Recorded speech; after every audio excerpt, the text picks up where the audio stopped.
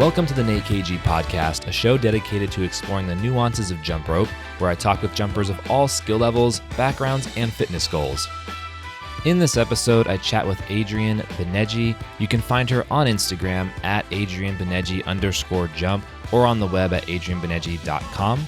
Prior to recording this conversation, I'd only ever watched Adrienn from afar. She's an incredibly polished jumper and knows how to put together difficult sequences and make them look easier than a single bounce. But I didn't know much about her or her accomplishments, and as you'll hear, she has quite the extensive history with jump rope. With over 26 years of experience in the sport, Adrienn brings so much great insight and information to the table during our conversation. She's been a competitive jump roper on an international level. She's done many large-scale performances, including many TV spots and jobs with Cirque. And on top of all of this, she's worked as a personal trainer and has practiced several different fitness disciplines, including TRX, Bosu ball, group classes, and more. Needless to say, Adrienn shares a gold mine of jump rope knowledge, and I'm really excited for all of you to absorb it. We cover all sorts of topics, including her research with coaching group jump rope classes, strengthening the mind with jump rope, coaching special needs children, her business Jump Plus World, and a whole lot more. As usual, the show notes can be found over at natekg.com. And with that being said, let's get into this wide-ranging discussion with Adrienn Banhegyi. Adrienn, thank you for being on the show. Thank you for the invitation. So just to get started, I think it might be kind of cool to do a little bit of a bio on you and kind of how you started jump roping. I started, quite a while ago. It's already more than 26 years at the moment. Oh, wow. And that's awesome. We started, it's a long time. And then normally people ask me how old I am, and I try to keep a secret. I won't ask you. I understand. I do the same thing. It's all right. Nice. No, so we started after my father saw a movie with girls doing double dutch in it. Mm-hmm. And being a physical education teacher, he thought it would be a great sport for the students in his school to improve coordination, concentration, and condition at the same time. Both my parents work with the children with special needs, so they found jump rope a very cool tool, equipment to introduce in the school. And at that time, we didn't have a lot of access to videos, and internet did not exist in our country for the regular people. So which country was that? Sorry. It was a long time ago, 90s, 80 something. I mean, there was, but not really for the everyday people. Mm-hmm. So we did a lot of experiments on our own, what is possible with the rope, until we went to see a competition in Hungary for jump rope, where we saw an American team, and it was the first bigger inspiration for us to stick with the sport and to enrich our vocabulary in terms of jump rope. Mm-hmm. So after this, we started to attend competitions, and I think 3-4 years after that, we got to compete at an international level also. And after that 10-15 years, we had a very strong Hungarian team. So I think it was one of the first World Championship when Hungary won in a team event with female category. So it was a big memory for us. And after 15 years of competition, we did an audition for Cirque du Soleil with my sister. And she joined them, I think, 3-4 months after the audition. And she stayed with the company for more than 10 years on the same show, touring all around the world. And I got a call 6 years after the audition that there is another position open, whether I'm still doing jump rope and interested to take the spot. And I was ready to go. It was a short-term contract. Short is 2-3 months for a holiday season. And I quit my full-time job, and I decided to go for this one. I came back afterwards. I was living in Prague at this time. And I went back to give private classes and so on. And I was lucky again to get another offer. So I went to another show, Cirque du Soleil. Yeah. And I stayed. I was not only working on the stage, I was also working as an artist for public relations. So I visited a lot of TV studios and had meetings with media, did a short solo and talked about Cirque du Soleil and the show and the history, a little bit of the company. So it was a very nice experience to learn more about this field. Wow. And on the side, whenever I have time, well, now I have more time, but at that time, because of the lot of travels, whenever we were in a city that where was any interest for jump roping, I always try to give workshops, not just to be on the stage and talk from the distance, but also to really go and meet the people and spread a little bit benefits of jump roping. Yeah. So basically, that's the background. Man, What okay. happened to me in the last 20 years? we have a lot to dig into. I'm very excited. So, when did you start competing? What age? We started competing around when I was 9 years old, I Oh, think, wow, 9, 10, very early. something Okay. like this. Yeah, very early. Not on a very high level in the beginning. Especially, we were more to help the kids because the first team that we had, it was together with the children from my dad's school, and so for them it was very difficult to remember routines. So what took us maybe 1 hour to practice, for them it was 5, 6 hours. So well, obviously learn a lot about how to help and how to teach at this point. And it didn't hurt us to practice extra 4 or 5 hours. So the beginning was but the first 3 4 years we spent like this, and we only had kids from the school of my dad. And later and the following years, the kids started to come from the whole city, and now the club has grown quite big, actually, close to 70, 80 kids. And is So it's that good. still that first team? Was that in Hungary? Yes. Okay. I Wow. mean, we were not the only team in Hungary at this time. There was the other side of the country. The girls are really good at this moment also, and even at that time, I think they started slightly earlier than we did. So we had Hungary is not doing bad, actually. When we talk about jump rope, there are quite a lot of clubs, and the level is higher and higher. So it's nice when you don't come to a country and you talk about jump rope, and the people think, I never heard of it. But it's nice because Yeah. now it's like now even like many places we have clubs, and of course everyone is working on spreading the sport. So it's not entirely new to the people in this country. So did you spend a lot of time coaching on that original team? Like as you were learning skills, would you then turn around and teach some of your dad's Right from students? the beginning. Yeah. Mm-hmm. Right, like well, that's how we started, because of course my father did not do jump rope a lot. Right. He was originally a professional soccer player, Oh, so wow. he just thought it's a great sport for the kids, and it's not expensive. It's easy to access pretty much anywhere. You don't need a lot of things, just a better pair of shoe. So yeah, in the beginning, as soon as we learned something, we were teaching it to the rest of the kids. So it's nice. It's nice because why I always say, and I think it's not only me who is saying it, that when you teach, you learn even more. Absolutely. Yep. Also, your Mhm. your skills are much cleaner because you have to focus on showing it well. So Yeah, that's true.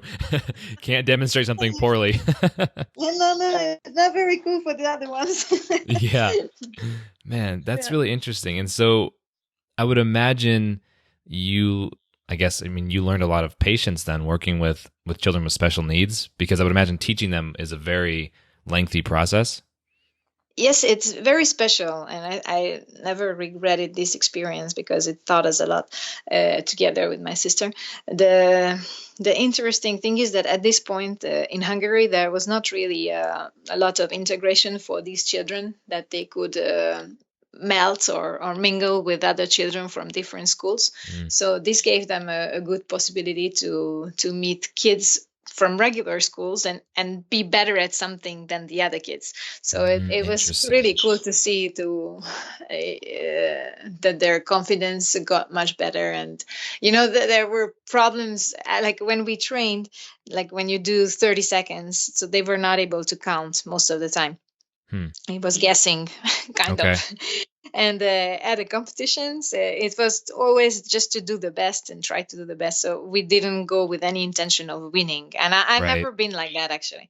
For me, winning is a secondary thing, or third or whatever, and the ranking. So the first thing was to do it well, to do it clean, that all the practice we put in it, it's actually, it shows at least a little bit. And with them, you never knew what to expect, because at the practices, it was always different. It was not consistent. Ah, okay. So, but interestingly enough, at the competition, they were always so focused, and it was so important for them that they did super well, and nobody could tell that they are coming from a different background and they have any differences in their studies and so on. So it was very cool to reach this level that they could integrate so well. That's such a powerful experience to have right at the beginning of your jump rope career. Like that's so amazing. Wow. Like wow, that's a kickstart for sure. It teaches a lot, I think, for in general, for life and with people also. Patience for sure. And I feel like that's definitely carried over into everything else you do because I mean, up to this point, you and I haven't had a conversation before, and I've just kind of watched you through Instagram and from afar, but I've always noticed that you've had very much again like that teaching perspective and a lot of patience. And in the small clips that I've seen of you coaching someone live, whether that's, a story post on Instagram or just, a clip or whatever, I've always noticed that like your body language and the way you're communicating to them is very very patient and very clear and direct. So that doesn't surprise me at all that that's where that came from. It might be part, yeah, it might be the reason. It could be. I don't notice it myself, but it's nice if you can see it from the outside like Yeah, that. no, for sure, for sure. And you said that there wasn't much competitive jump rope and many skills or teaching in the early days. So how did you guys learn skills? Did you just pick them up from each other? Yeah, competitions helped a lot. And also there were some teams who had the chance to go to some international competitions, but it was the very beginning in Europe. So I think well, the first 3-4 years when we joined in, and they were at a higher level than us, especially Belgium and some other teams from Western Europe. So we really wanted to learn whatever is possible to learn from any competition, or whatever we've seen. And also we I think since it was the beginning, we had, I mean, it never stops, because when you look at the new generation, I thought that there is still how is it possible to add more and more tricks, but there is still And possibility there it to do is, and they're that. still So doing it. it Yep. never stops. So it's good to see, because it's endless. Yeah. And in the beginning, we experimented a lot, and we came up with quite a lot of combinations also that we have never seen. And just by experimenting and thinking how the rope is going and how it is possible to continue jumping, you can create or come up with some of the tricks. But we learned a lot from competitions Wow. Yeah, mostly. that's really cool. And so I think you touched on it a little bit in the intro, but so how did you how did you transition from competitive jumping into more performance? I would imagine it was kind of seamless because like you said, you guys were doing team shows and stuff. But you were Not just really. offered no, not really? No, not for me. I don't know. Maybe for my sister a little bit easier than for me. For me, I love to. I'm not really about winning, but I like to be in a competitive environment, because it's motivating Interesting. for me. It's inspiring, and I like to be pushed. I like when someone is better than me, and I need to move my myself Yep. to work harder and reach the same or a little bit higher level. So for me to change from the competition to show business style of skipping, it was a long process, and it started in Montreal after I received the first call from Cirque du Soleil, because the procedure is normally that you have to go for a couple of weeks of a training period where you learn it depends, because if it's a new creation, then you have a lot of space to explore and to work with different people and give your ideas. But I was going into the show which already existed, and I took over the role from René Bibot. Yep. Probably you heard this name before. Oh Also. yeah. Oh, I've heard it I have plenty never times. met her, by the way, but she did the show for 3 years before I joined, Oh, that's cool. and so it's not easy to replace somebody. It's never easy because all the people have the memory of someone else, and she did it like that. And then when you arrive, you have a lot of different things that you bring in, which maybe some are maybe better, some are worse, but you have to find a way where you can be yourself. You can still do cool stuff, and you have to fit into the show as well. So when I arrive, I come with this competitive spirit and do all the difficult tricks at that time. Now it might not be the same level. And I had to relax a little bit myself, and for the staff at Cirque, for the choreographers and the artistic director. I remember they came in after, I don't know, 10 days. I was already there, and we train every day to fit into the role. I had to play a cleaning lady. It was definitely not the character which I was prepared to play at any point in That's funny. 20s or something like this. I had to play like an older cleaning lady who was angry. It's also not exactly my kind of character. Oh my gosh, So that's so funny. Wow. So then the artistic director came in after, I don't know, 10 days and checking how the trainings are going, and he told me that yeah, it's okay, but but here and here you need to change. And I thought, oh my god, it's not good.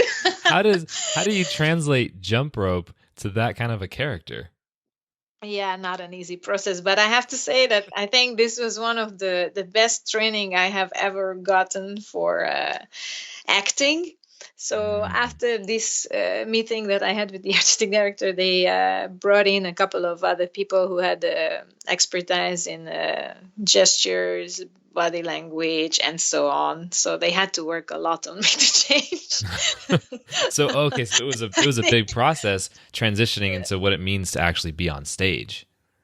Yeah, it's and after we arrived, because the show was in New York, after we arrived to New York and we did the dress rehearsal, I started to get what they were talking about, and that Cirque, the nice thing is that they record everything, your trainings, your performances, so you have the chance to check it back, and you think sometimes that you're doing well, and then the people outside, they say, yeah, you have to change this and that and that, and then I thought, but maybe they are not right. Let me just see that video. So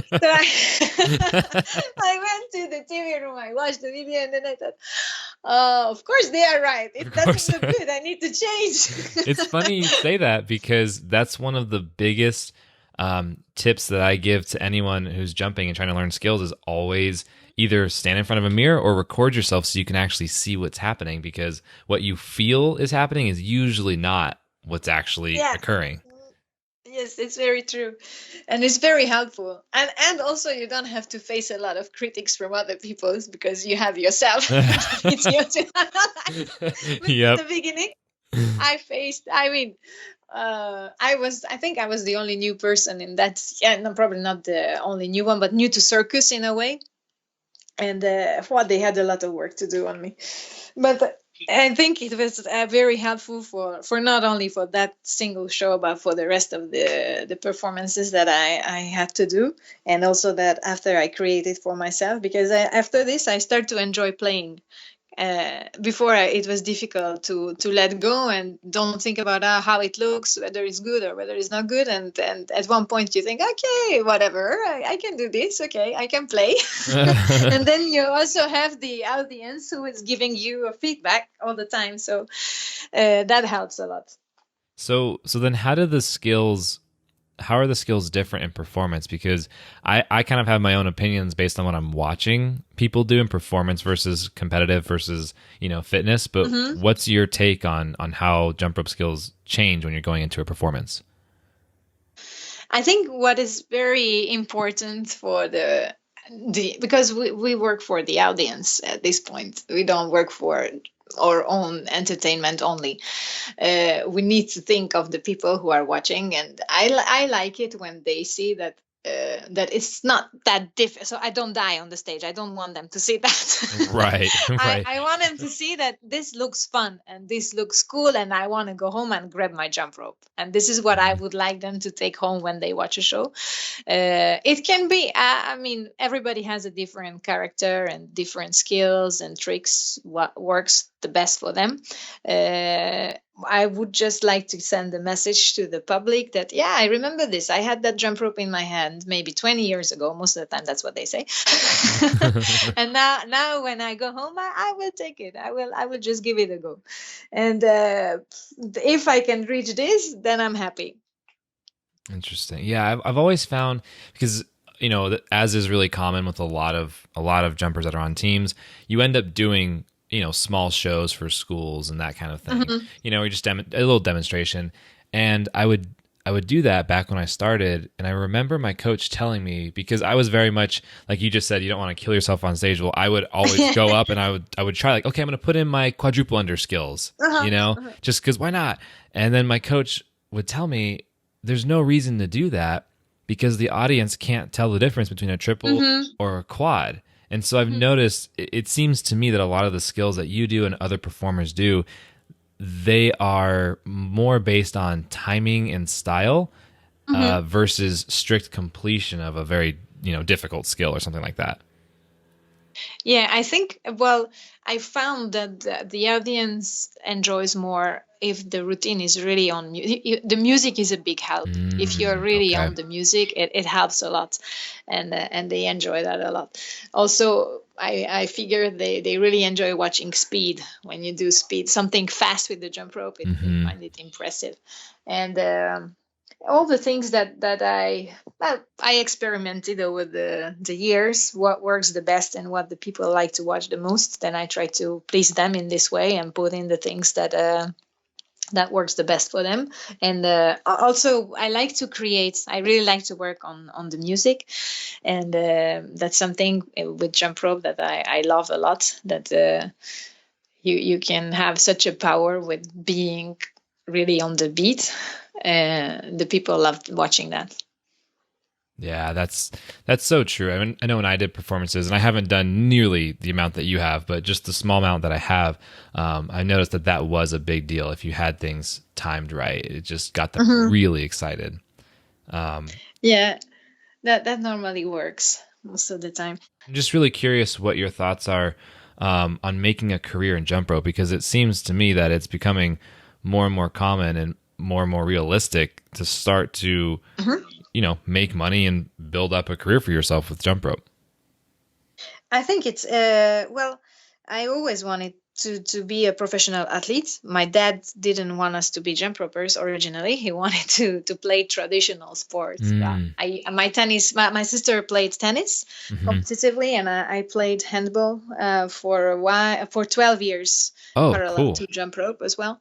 It's a little bit different from the handball in the US. It's the team handball, a little bit like soccer, but played with the hands, two teams against each other. Oh, interesting. And I liked it too. It was cool, but eventually I loved more jump rope, and the reason is because it gives so many different possibilities. You can work individually with a partner, with a team. You can use music. You can add a bit of gymnastics. You can mix it with so many things. And now with the performances, you can add the style. You can create your costume and so on. So it's a lot of freedom and a lot of creativity involved. And for sure, I think now for the competitions, which I a little bit miss, is exactly the entertainment in it. I think it's nice to give a little bit more freedom for the athletes to create and to entertain the public, not only the skippers, well, I mean the other jump ropers, but the regular public as well. And I certainly believe that there is a lot of possibilities, and many people can make a living of this. Mm-hmm. What do you hope to accomplish in the future with jump rope? Like, is there a big goal, or is there something that you're after with jump rope? And the answer could be no too. Yes, there has been a few that is completed. Oh, okay, yeah, let's get into that. Well, all the performances. My big dream was to do a lot of sport events also, because I thought it would be for people who do, like other athletes in general. Jump rope is a great exercise for them, Mm-hmm. whatever other sports they pick. And I thought that sport events, if we do performances, it's a nice way for the people to see it as a sport, not only as a playground activity from the past. Yeah. And so this has been so far. There is still, of course, there is a lot to do, but maybe that will be the task of the next generation. Otherwise, there are still a few more. I'm working a lot on taking it to fitness more. We have been giving instructor trainings as well, which we really take down to small bits and pieces, where to start, how to start. And I would really like the adults to get that jump rope back in their hand after 20 years. You and me both. Stay 20 years away out of the service. Yeah, I understand that feeling 100%. Yeah. Yeah. So this we worked a lot, and we still do. And it's something that I also enjoy, actually, because I thought, okay, at one point when I'm not doing performances, I would like to go in a fitness club and take a class just to enjoy. And this would be probably jump rope, because I like running. I like a lot of different cardio, but it doesn't have the same effect on the body. I mean, we probably know the same. Oh, yeah. I don't 100%. have to introduce that. But it has a very special benefit for your body, and not only for the body, but the mind as well.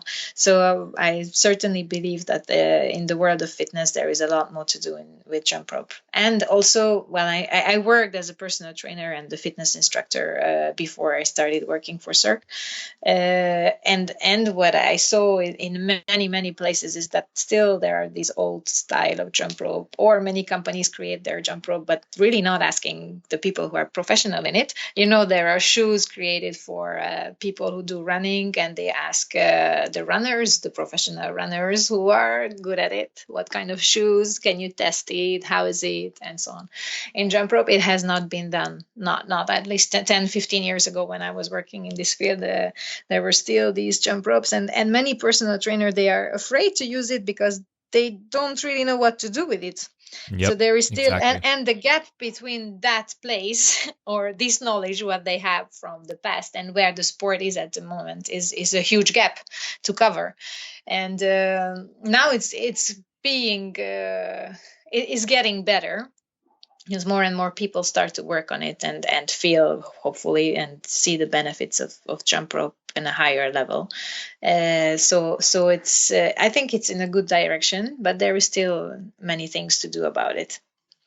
What are some of those things? I think we're kind of covering it a little bit already, but yeah, like what are some of the things that you would like to see in the future with jump rope? We work a lot on having group classes, like we have been doing a lot of experimenting on what can be offered as a group class with a jump rope when people come in with different skills, and what they are exactly looking for, whether they want to learn tricks, whether they want to do just conditioning, how we handle it well, and how we don't lose the people when they don't succeed right away with the first couple of jumps. So it's there is a lot to do on this field to find something that can work. The people can stay motivated. They can be successful also, and go step by step and get a good workout at the same time, and be part of a group. And you have one instructor who can help, but you cannot stand behind everybody to direct the hand how it is going. Yep. So it's not an easy way to put it together. For the moment, we've been working on it for 5-6 years, and I did a lot of research on what can work, how can it work, and I feel it's getting there slowly. I feel like you and I are on pretty similar paths, actually. I didn't realize this because we haven't, obviously this is the first time we've talked. This is very similar to the kind of stuff that I'm working on as well at RX, is like, yeah, how do you get these ropes into people's hands for, different reasons and stuff? And that challenge of, how do you get someone to not quit when they get their first whip, basically? Yes. And when you put it out there that it's a jump, I mean, it doesn't have to be called jump rope class, but let's say now it's a jump rope class. Many people are a little bit scared because they think, oh my God, a jump rope class, that means a full class is maybe 1 hour. For sure, I'm not gonna last. This is what comes in their minds first time. Yeah. And then we have to break this ice a little bit on no, it's not exactly 1 hour skipping. I will not jump 1 hour continuously Right. without stopping, for sure.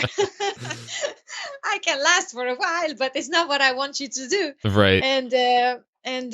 So this idea and this memory maybe, or this fear also has to go away a little bit, and we have to convince them that yes, it's possible and it's not that scary. And most of the time when the people come in and they do the class, they go out and they say, yeah, I want to come again, it was cool. But still, me personally, I like skill-based things. When I go to a fitness club, I don't like to do something which is the same every time. I like the challenge. I like to learn something different or something like that. So do you do different exercise? Like, do you go to the gym and do things other than jump rope? Or do you stick to just yes. What do you do? I love Bosu.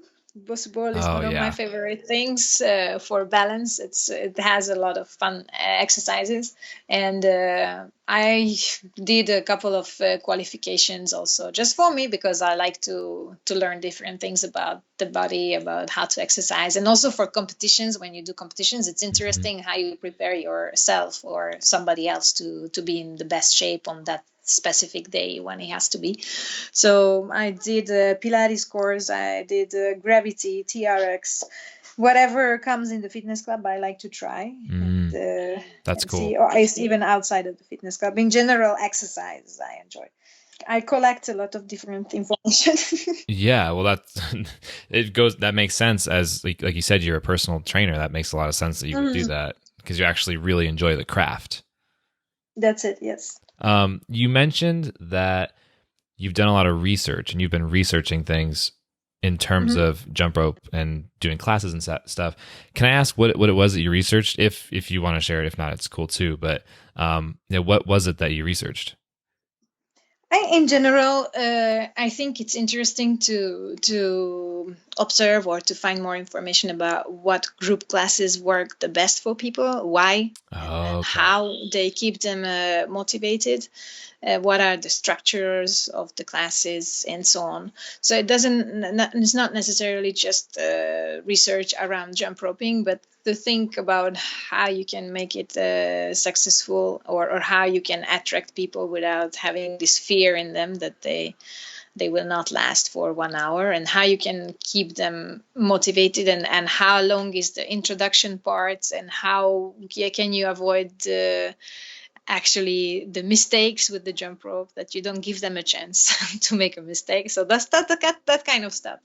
It sounds it's interesting. like, it sounds like, there's one element which is actually being, a master at your craft in terms of the skill of jump rope, but it's a whole other thing. And I've talked about this before with other coaches. Being a coach is its own skill, and you have to know how to do that and blend it with being a jump roper. Yeah. Yes.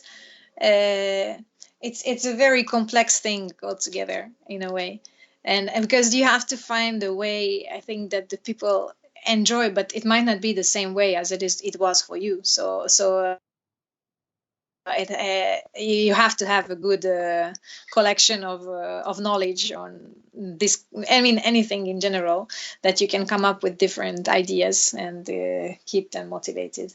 And different disciplines as well too. Yeah, also. Because I've coached a lot of different types of athletes. I've coached CrossFitters, I've coached general fitness people, more sport specific like volleyball or track athletes and that kind of thing. And it's every single athlete uses the rope differently and wants something a little bit different out of it, which is interesting. Yeah, and they are very focused on their goals, especially when we talk about athletes. They don't like to go so you really have to stay on the track together with them and keep pushing in that direction. Otherwise, it doesn't feel that useful for them. So you have to be prepared for many different things and goals from other people. So earlier you mentioned jump ropes got a lot of benefits both for the body but also on the mind. Can you kind of elaborate on some of your thoughts on what makes jump rope beneficial for the mind?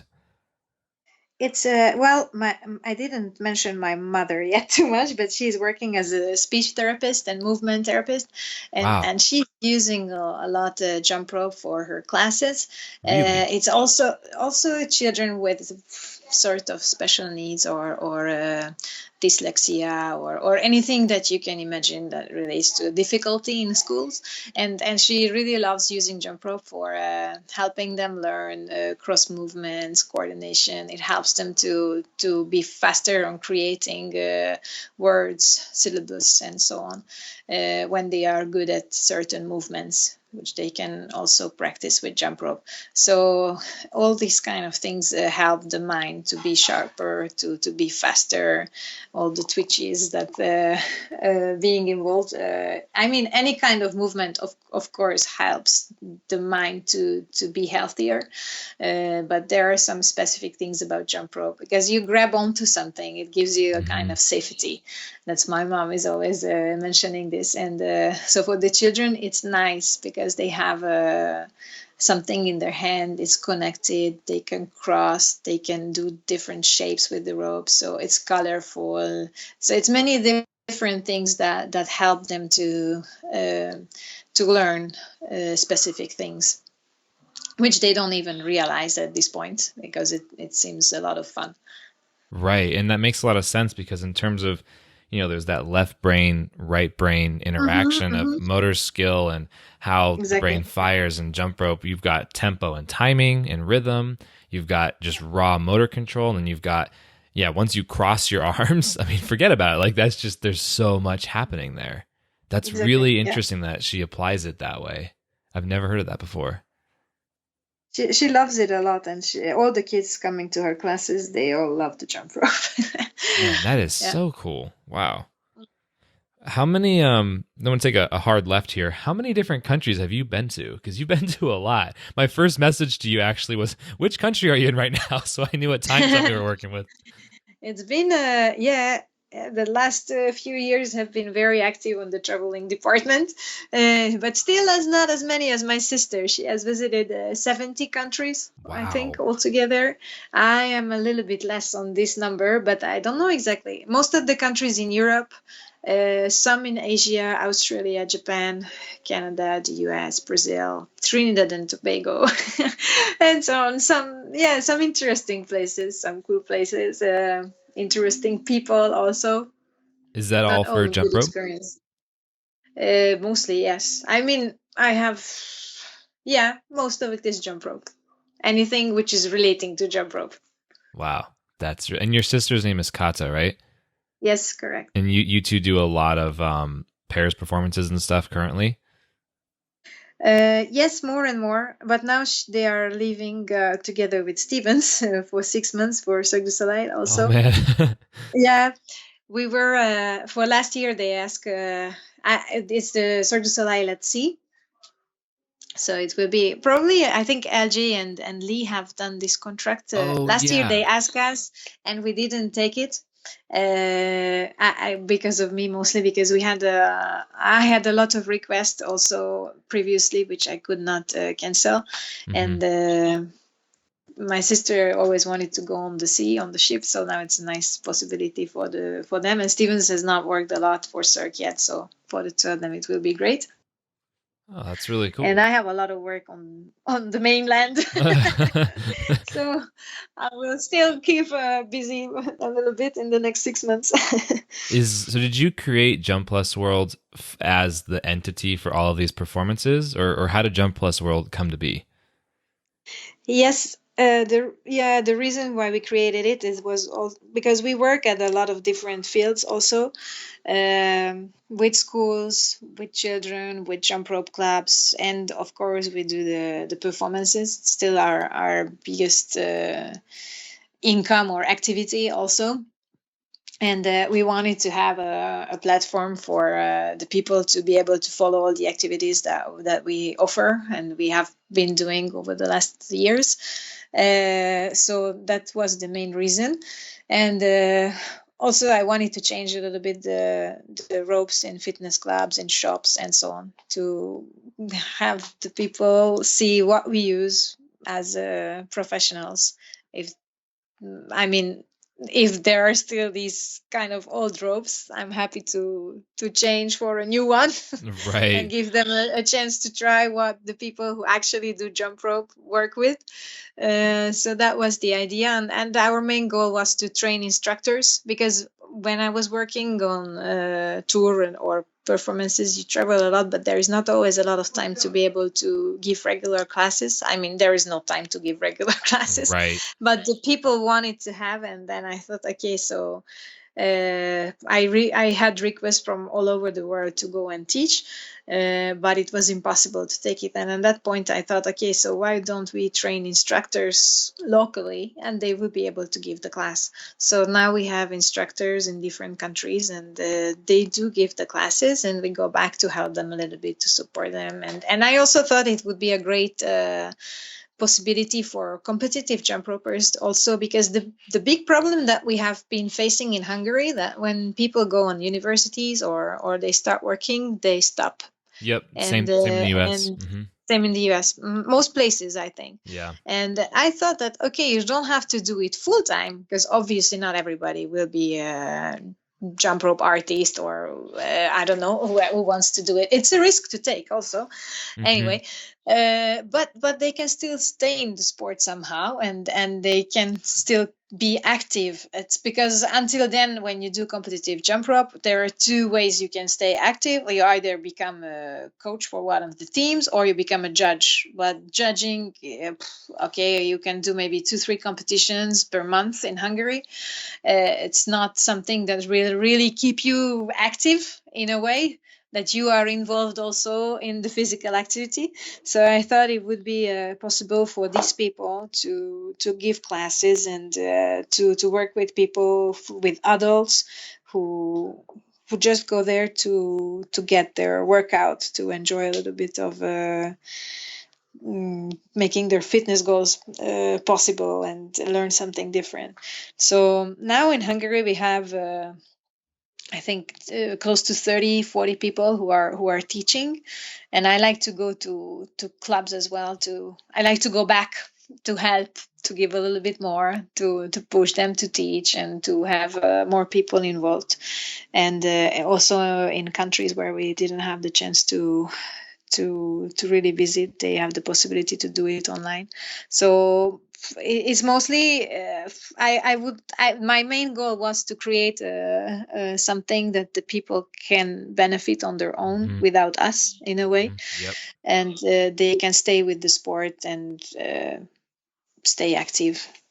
I'm curious, when you teach these instructors, Mhm. um, how do you teach them? Like, what do you take them through? Are there specific cues and progressions, or how does it play out?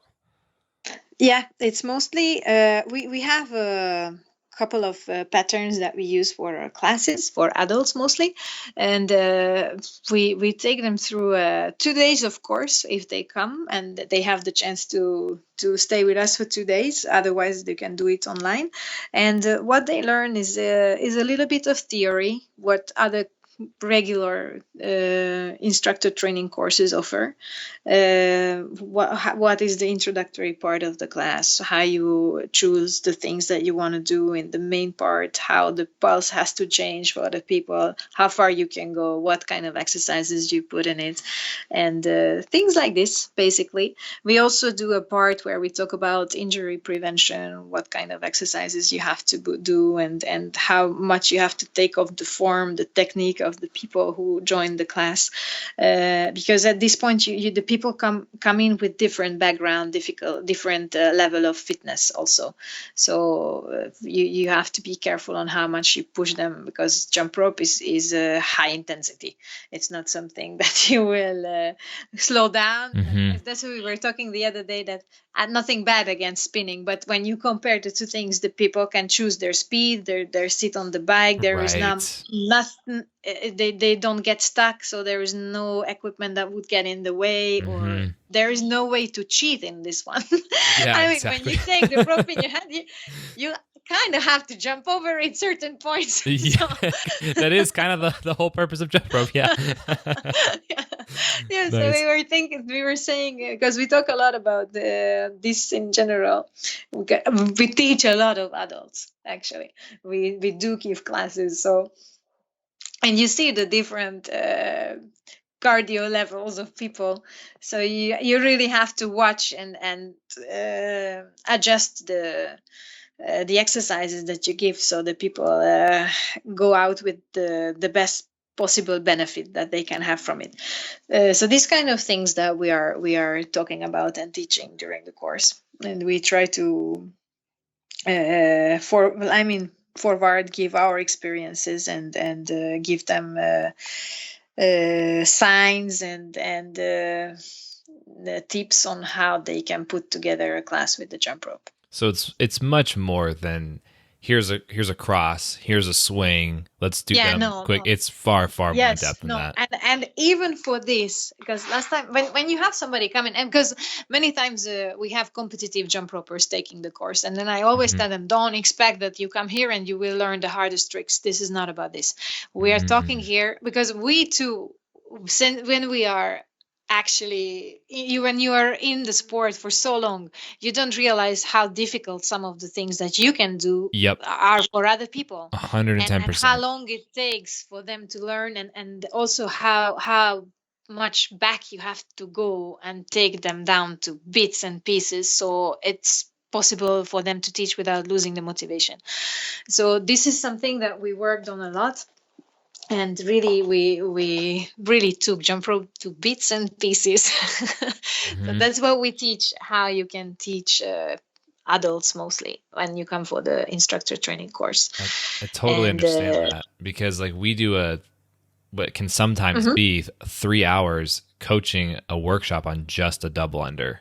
And I say just in quotes, right? Because like you're saying, for the right audience, CrossFitters mostly for us. Yeah, they love the double. Yeah, and you need to take 3 hours to go through it, because there's so many, again, for someone who doesn't know anything about the movement and is not familiar, you do need to go through each individual step of the mechanic. And again, my personal bias on that is that there's a lot of like, things based on physics to discuss and explore besides just jump into a double, right? But exactly, the point is, like you're saying, you have to meet the person where they're at.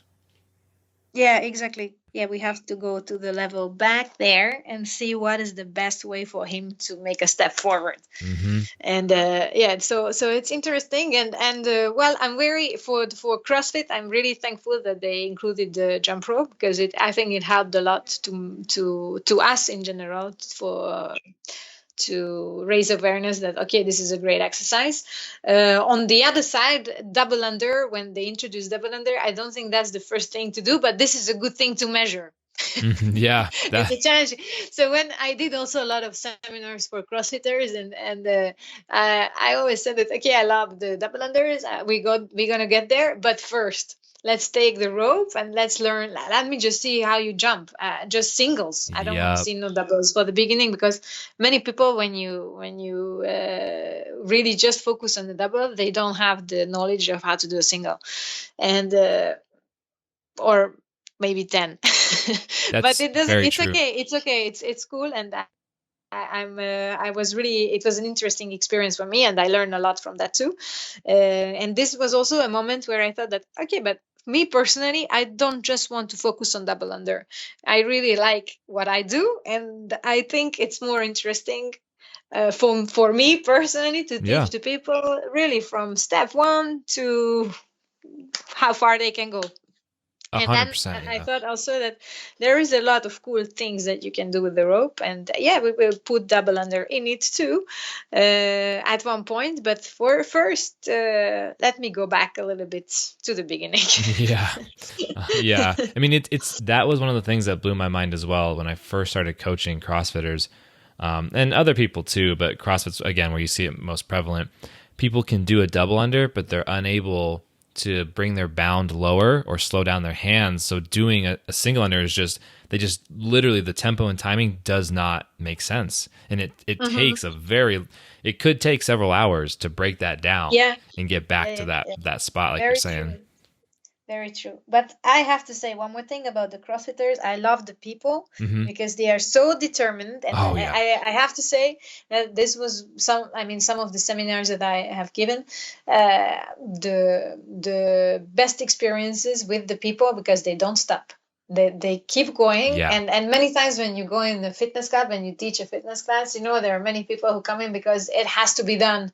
It's part of the routine that you have to go into the fitness club because everybody goes, and you have to do your daily movement, and it has to be done, and you survive somehow. And when you go into and when you go, most people would prefer to sit and then don't do too much, but they do it because this is exercise and it's good for them, but they don't like it that much, but we have to do it. But at the CrossFit places, the people, I have to say, I love the people because they keep going, they last a long time, they never complain. And I know it's difficult, because to do a seminar for 3 hours, jump rope, it's hard. It's not easy. Especially when you do impact stuff, you keep trying your double unders, and I never been to a CrossFit place where anybody complains ever that they are tired or they cannot do anymore. Never. Yeah, they all. And I gave I gave quite a few seminars, and I have to say, I always said to them that very proud, and I'm very happy to come, because here they want to work, and they work really hard. It's funny because we've done some before where we've done, a lot of volume with double unders. There's been a lot of them in the seminar. We actually changed that for the reason you're saying, is it's a very high impact. If we have a 2 to 3 hour workshop, we don't even touch double unders until the last 20 to 30 minutes of it, because there's just so much else to get into in terms of the biomechanics of the movement. Very true. Yeah, I was in a similar schedule also, because when you start, I know from myself, double unders are not easy to do. Physically, when you do a cardio exercise for, I don't know, 3 hours, it's hardcore. Yeah. No, seriously, that's not easy at all. So all my respect for the people for that, because even if they don't just do double unders, but other things, 3 hours is a big time with a jump rope, and they normally do a great job. Yeah. Well, I totally agree with you on that. And that's so interesting. I think now this is a good spot to kind of ask you the main question of the podcast, okay, which is, what is jump rope to you? I think for me became a lifestyle completely, and something that I don't know. It gives me a way to be creative, to be fit, to have a connection with other people, to travel, to I don't know. It gives so many connections to different things that it's really for me a way of life, and it's a profession as well at the moment. So. Not at the moment only, for a long time. Yeah.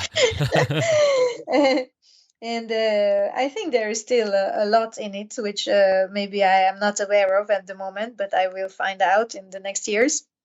Because as you are also, as you're getting older,